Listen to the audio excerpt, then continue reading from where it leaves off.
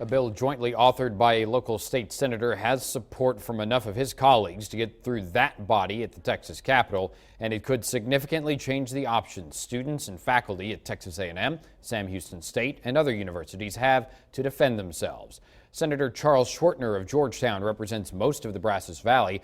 I chatted with him from a short time ago in a couple of minutes. Now, the Senate obviously would be a first step for the bill in question. House and gubernatorial approval would be needed for it to become law, but the Campus Personal Protection Act proposes that students, faculty, and staff on campuses could carry. Concealed handgun licenses would be required for that to happen, of course.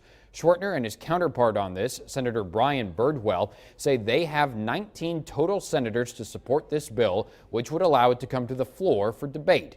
In previous years, it took 21 senators to get a bill to the floor, but just days ago, senators voted to lower the threshold.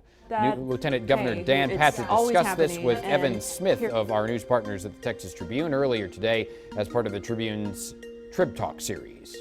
19 of 20 senators, Republicans, are signed on as authors of this bill. Again, doing the simple math of this, if you only need 19 to bring up a bill, I give that bill a pretty good chance of getting to the floor. I would think it would. And pass. I would give that bill a pretty good chance of passing.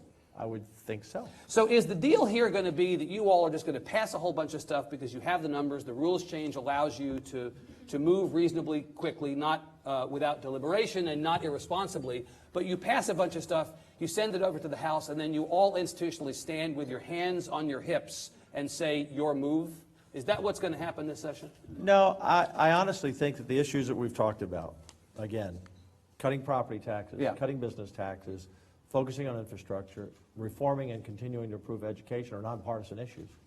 So I believe we'll have Democrat support. Well, you think they're ideally nonpartisan, but we also have seen this movie before. You know that it doesn't always happen that you have Democrats supporting I understand, but if we don't have Democrat support, then we'll be able to move the legislation. Because the numbers are there. The numbers are there. And this is not about one party dominating another. It's about the majority party, represented by the vast majority of people in Texas, about 6 out of every 10 voters, from every region of the state. Senator Schwertner is joining us now from Austin. We appreciate the time as always, Senator. I think your rationale is probably fairly obvious to a lot of people, but if you could go over it, why do you believe that this bill is necessary?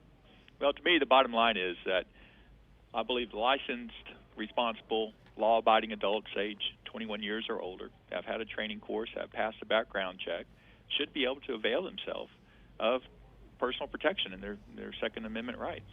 I think it's important individual liberty that our Constitution protects.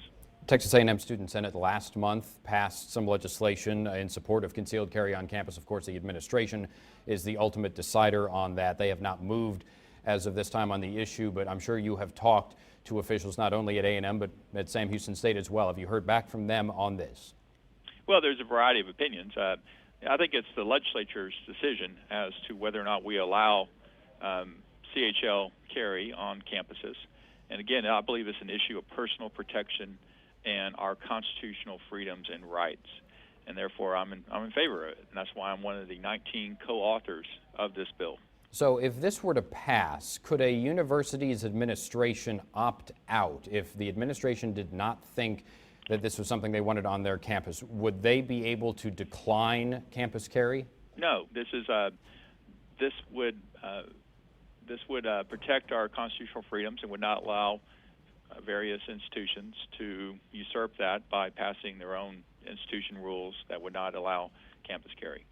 There have been obviously voices on many sides of this issue. One voice that I thought was interesting, the new chancellor of the University of Texas system, who's the retired Admiral William McRaven, he said it wouldn't make security any easier on campus if this were to occur. His predecessor, Francisco Cigarroa, agreed. He actually cited what he thought was a sure increase in accidental and self-inflicted injuries if campus carry were to be allowed. What's your response to those folks? Well, there are other states that have already passed this type of measure, and over 150 U.S. college campuses currently allow licensed concealed carry, and I just don't think the data supports that assertion.